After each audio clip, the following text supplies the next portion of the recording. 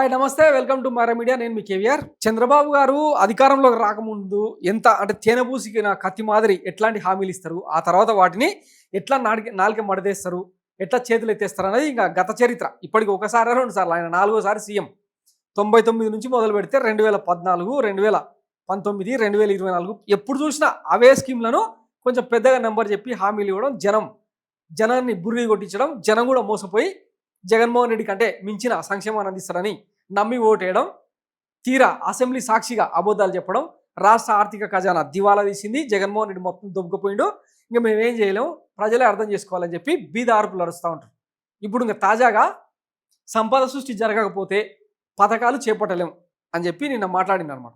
మొన్న మహానాడులోనేమో ఆయన వర్లరామయ్య రాష్ట్రంలో మహిళలు చాలా సురక్షితంగా ఉన్నారు, సుభిక్షంగా ఉన్నారు, అన్ని రకాల పథకాలు అమలు అవుతూ ఉన్నాయి, రేపో మాపో ఫ్రీ బస్సు సౌకర్యం కూడా కల్పించబోతా ఉన్నాం, సూపర్ 6 హామీలు ఇప్పటికే వచ్చినాయి, జనం జేబులు గలగలమంటున్నాయని చెప్పి మహానాడు వేదికగా మాట్లాడింది కదా. మరి అంతలోనే ముఖ్యమంత్రి స్థాయి వ్యక్తి ఈ మాట ఎట్లా అంటాడు? సంపద సృష్టి జరగకపోతే పథకాలు చేపట్టలేం సీఎం చంద్రబాబు.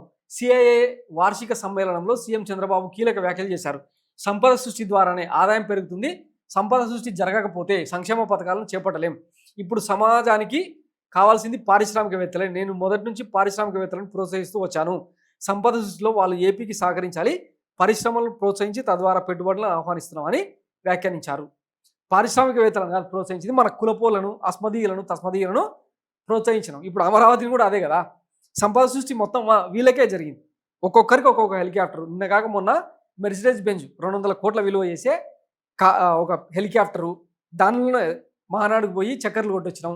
తర్వాత అమరావతి పరిధిలోనే 500 కోట్ల విలువ చేసి ఒక పూరి గుడిసె కట్టుకున్నాం. ఎవరికి జరిగింది సంపద సృష్టి అంటే? మనకు, మన కులపోలకు జరిగింది. పేదలకు, మధ్యతరగతి వర్గాలకు బొచ్చ మిగిలింది, చిప్ప. ఈ విషయాన్ని సూటిగా స్పష్టంగా చెప్పలేక ఇట్లా ఇంకా పారిశ్రామికవేత్తలు పెట్టుబడులు పెట్టాలి, సంపద ఎప్పుడు జరగాలి, ఇవన్నీ ఎప్పుడు అమరావతి డెవలప్ కావాలి, ఎప్పుడు అక్కడికి పెట్టుబడులు రావాలి, సంపద సృష్టి జరిగేది ఎప్పుడు, ఈ రాష్ట్ర ప్రజలకు పంచేది ఎప్పుడు? 3 పార్టీలు కలిస్తే ఇక కేంద్రాన్ని ముక్కుపిండి వసూలు చేసి పెద్ద ఎత్తున నిధులు తీసుకొచ్చి జగన్మోహన్ రెడ్డికి మించిన సంక్షేమాన్ని, అభివృద్ధిని చూపిస్తా ఉన్నారు కదా. ఏంది ఇదా? సో ఇంకా స్వయంగా రాష్ట్రాధినేతనే ఇంక ఇట్లా టంగు ట్విస్టర్లు ఇస్తూ ఉంటే, నాలుకే మడతేస్తూ ఉంటే ఇంకా అవి రావు. మొన్న చూసినాం కదా, తల్లికి వందనాన్ని విడతల వారి వేయాలన్నా, ఇన్స్టాల్మెంట్ల రూపంలో వేయాలన్నా, లేకపోతే ఒకేసారి వేయాలన్నా ఆలోచిస్తున్నామని చెప్పినప్పుడే ఇంకా ఇది బిస్కెట్ అని చెప్పి అర్థమైపోయింది అన్నమాట.